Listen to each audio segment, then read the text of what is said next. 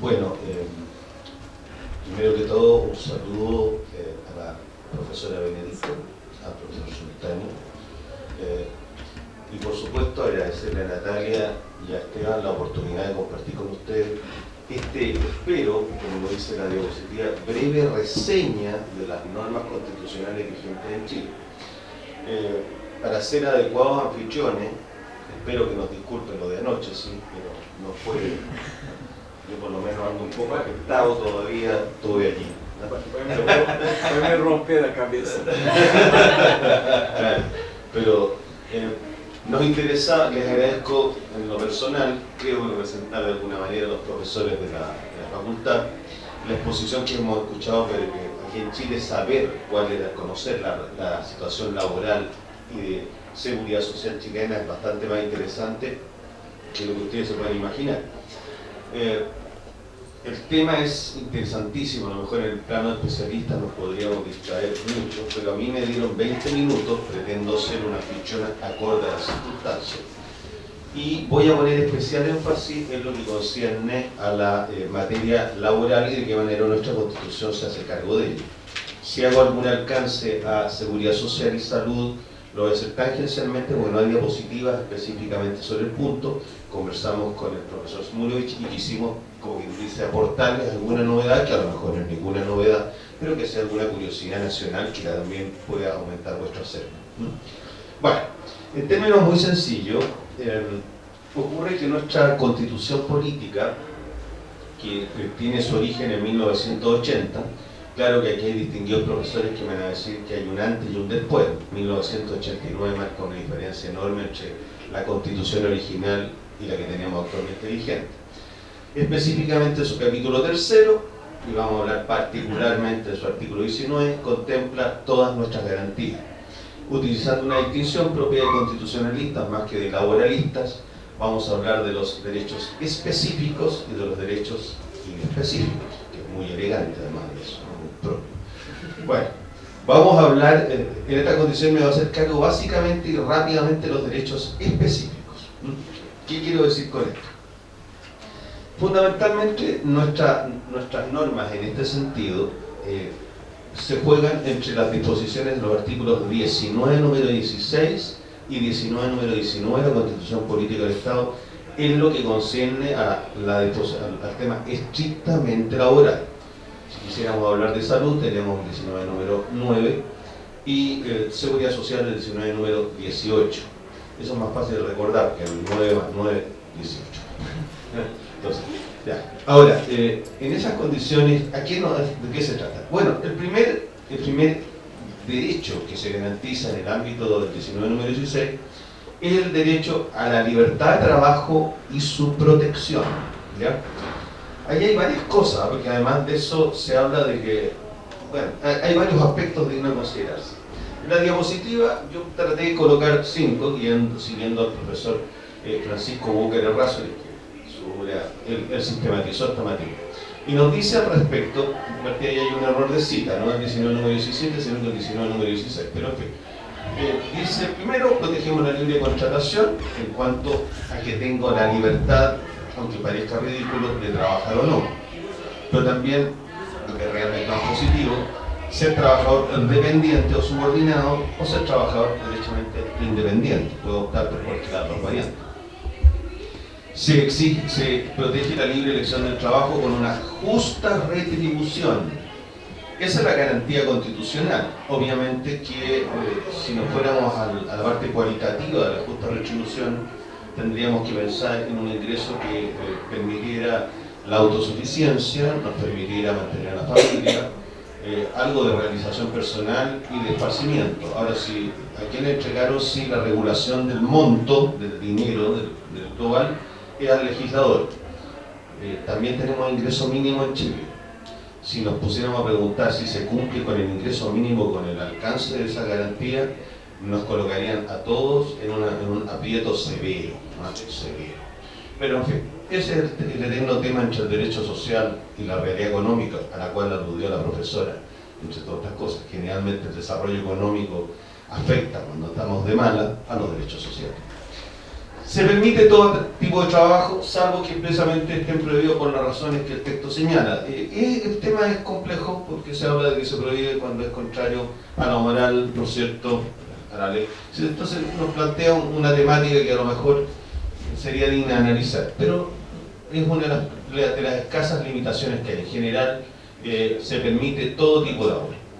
Y nos puede interesar también en este contexto que la libertad de trabajo queda expresamente, o sea, no puede ser limitada exigiéndose la afiliación a ningún tipo de organización, ninguno, ¿no es cierto?, para condicionar una determinada actividad de trabajo, y finalmente se entra en un párrafo específico a plantear de que la ley determina las profesiones que requieren grado de título universitario para poderse desempeñar. Ese es el primer aspecto a considerar en materia de normas laborales a que alude nuestra Constitución política. Un segundo aspecto que también tiene consideración constitucional es lo que concierne al derecho a la no discriminación, ¿ya? En definitiva, nuestra Constitución prohíbe cualquier discriminación que no se base en la capacidad o idoneidad personal. En este sentido, el legislador se ha preocupado de precisar qué se entiende por actos de discriminación. Debo ser honesto, primero el Código del Trabajo agotaba esto, estableciendo una serie de elementos, en la medida en que, o criterios, perdón, que en la medida que ellos tengan por objeto, como dice nuestro Código del Trabajo, anular o alterar la igualdad de oportunidad de trato en el empleo. Y en ese sentido teníamos un sinnúmero de criterios. Y debiera decir honestamente que incluso una ley posterior, que más bien es de carácter civil, porque le entregó esta competencia para reconocer este tipo de discusiones a la legislación civil, que nosotros denominamos la ley Zamudio, que es un triste, digamos, episodio de un hombre en razón de su opción sexual fue simplemente, digamos, asesinado. También se extendió, y hoy día también en razón de orientación sexual, también ahí puede haber un criterio de discriminación que hay que analizar. Pero, como digo, eso ya está en el terreno de la justicia civil, y para que planteemos el tema de lo laboral, obviamente estamos requiriendo una relación laboral vigente. De otra manera, es muy complejo plantearlo de otra manera. Ahora, en este sentido, es interesante que ustedes aprecien que criterios de discriminación, que probablemente también en el ámbito de la legislación brasileña han tenido oportunidad de analizar, normalmente nos van a plantear dudas antes, responsabilidad precontractual, durante la relación laboral y obviamente al término de la misma. En este sentido, la normativa laboral no es muy eficiente en nuestro país, y creo que representa un poco la deficiencia de todas las legislaciones sobre el punto de lo laboral en la parte precontractual. Pero sin embargo tenemos alguna cosita por ahí. Tenemos particularmente, nos hicimos cargo de las ofertas de trabajo que se efectuaran por un empleador, digamos, o a través de tercero, en que se utilizara un requisito, ¿no es cierto?, de aquellos prohibidos, de aquellos criterios de, digamos, de discriminación que estamos a los cuales excluye evidentemente nuestra normativa, que en ese caso usted podría castigar a ese empleador que así lo formule, apuntando evidentemente a eliminarlo de la situación de que se trata. ¿Ya? No es extraño en este contexto, cuando hablamos de este tipo de criterios de ofertas precontractuales, hoy día ya no se puede pedir una fotografía para identificar a una persona, no podemos identificar determinadas características, ¿no es cierto?, por razones evidentes. Ahora, también es interesante, con miras a particularizar un poquito, que tampoco se pueden condicionar la contratación a ausencia de obligación de carácter económico. Eso, hay ciertas excepciones concretas, evidentemente si el cargo específico lo requiere, si voy a tener manejo de dinero que me pidan informes comerciales, es razonable porque es proporcionado al cargo al que estoy postulando, ¿no es cierto? También incluso se llega hoy día con una norma para evitar la discriminación, es también calificar si la exigencia de un certificado de antecedentes penales, por ejemplo, también es razonable y tiene proporción en la medida que el cargo al que estoy postulando efectivamente plantea una exigencia. Entonces, o sea, es totalmente distinto, como una idea también reciente, nuestra autoridad laboral, dirección del trabajo, postular a un jardín infantil, ¿no es cierto?, y a cuidar niños, que por ejemplo, a dedicarnos al aseo. Son situaciones totalmente desproporcionadas.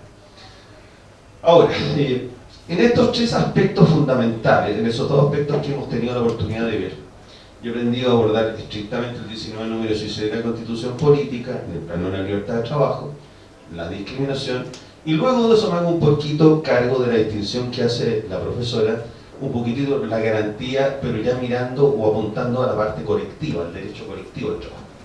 Y por supuesto la primera gran garantía es el derecho a sindicación. Ahí entra a tallar el artículo 19 número 19, y evidentemente también se producen algunos interesantes efectos.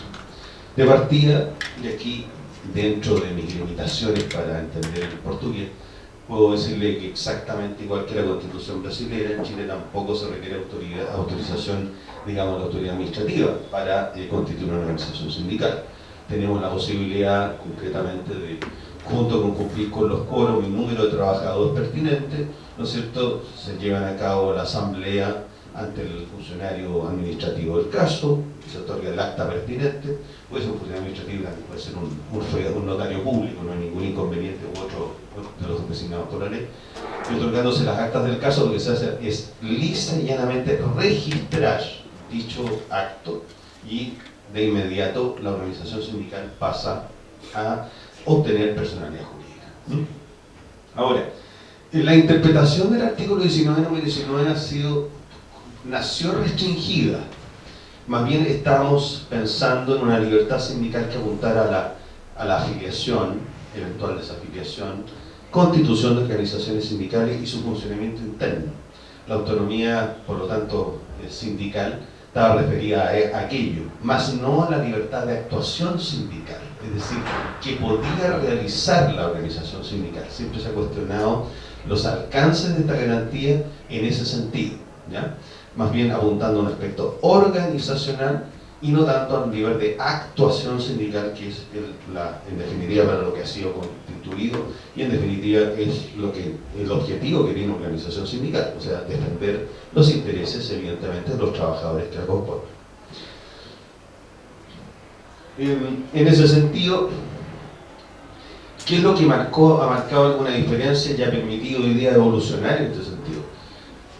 1989 marcó una modificación a la Constitución Política del Estado, particularmente, y aquí puede ser muy elemental, digamos, en el enfoque, atendido a los profesores presentes, pero todos saben la modificación al artículo 5 de la Constitución Política del Estado, que obligó al Estado chileno no solo a hacer respetar, digámoslo, perdonen la redundancia, las normas que contiene nuestra Constitución, sino que además a hacer respetar las normas contenidas en tratados ratificados por Chile que se refirieran, ¿no es cierto?, a derechos esenciales o derechos esenciales humanos en general.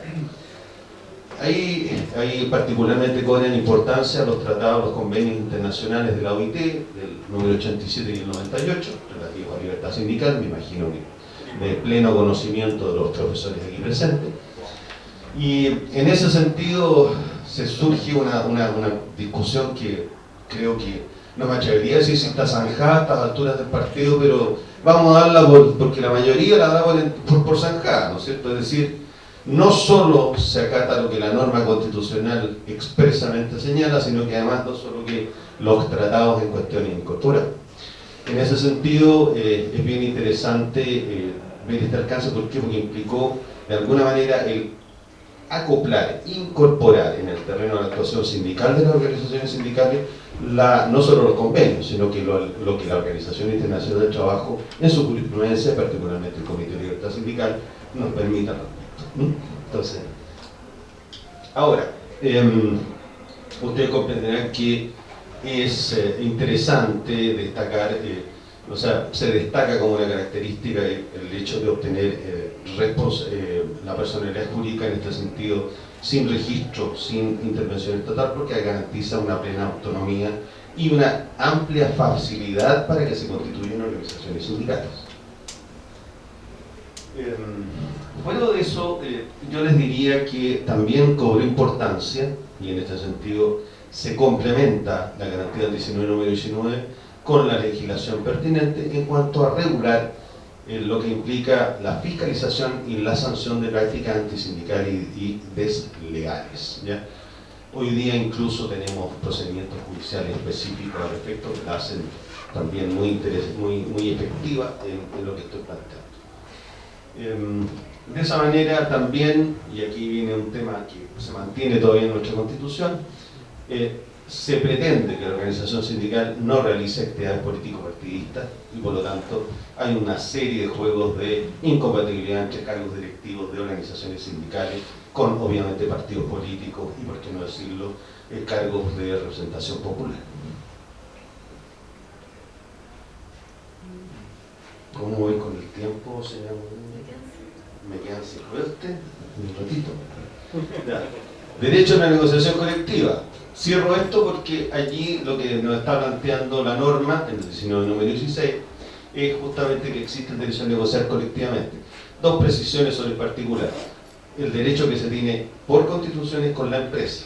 La negociación sobre la empresa no está consagrada constitucionalmente. El legislador viene a autorizarla, pero exige un acuerdo previo para llevarlo a cabo. Así que es un tema. Y sobre la misma marcha, esta misma disposición se refiere al derecho a huelga. El derecho a huelga en realidad está muy estricto, muy poco manejado, es muy reservado, y deja en realidad la regulación del derecho a huelga al legislador, que es un tema que tenemos en este momento absolutamente en discusión, en pleno proceso de reforma laboral, y que ya nos genera un tipo de... Ojalá que podamos compartirlo en los minutos finales. Ahora, anexo a esto, y para terminar en los minutos que me han permitido, si hablo de derechos específicos, como los reseñé, también tendría que hablar bien específico. No vamos a ilustrar a los profesores presentes sobre el resto de las garantías que pueda contener nuestra Constitución y obviamente que también contiene la Constitución brasileña. La pregunta es, ¿esos restantes derechos entran a jugar en materia laboral? Efectivamente, acá hay norma legal expresa que reconoce lo que se denomina la ciudadanía en la empresa, teoría alemana que ustedes recuerdan lo que implica la aplicación de la, digamos, horizontalidad, ¿se acuerdan? La intervención de la norma constitucional, la constitucionalización del derecho en otras palabras. Y sobre esa base, claro, tenemos el recurso, tenemos la acción de protección, que está contenida en el artículo 20 de la Constitución Política del Estado, que nos permitiría sostener una protección en este sentido. Pero debido a una reforma denominada procesal laboral, ¿no es cierto?, que ya está plenamente en régimen en nuestro país, tenemos además de eso una acción de tutela de derechos fundamentales. Yo en estas diapositivas, que obviamente van a quedar a vuestra disposición, hay una brevísima reseña de cuál es el procedimiento que se sigue. Es una acción que se ventila ante las cortes de apelaciones, no ante el juez, y evidentemente lo puede interponer cualquier persona que se sienta afectado en alguna de las tantas garantías que nuestro artículo 20 menciona.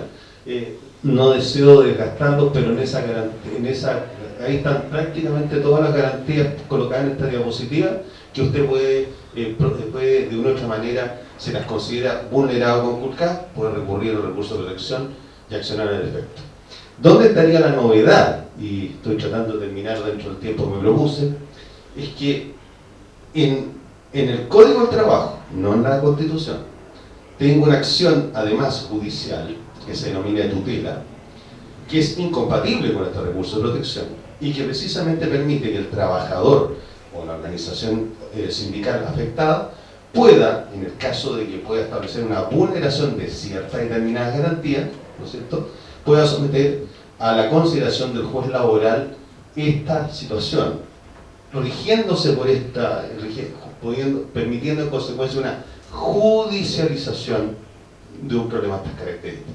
Entonces, eso podría ser un aporte, creo yo, para lo que están planteando. ¿Qué garantías, qué alternativas se plantean en este sentido?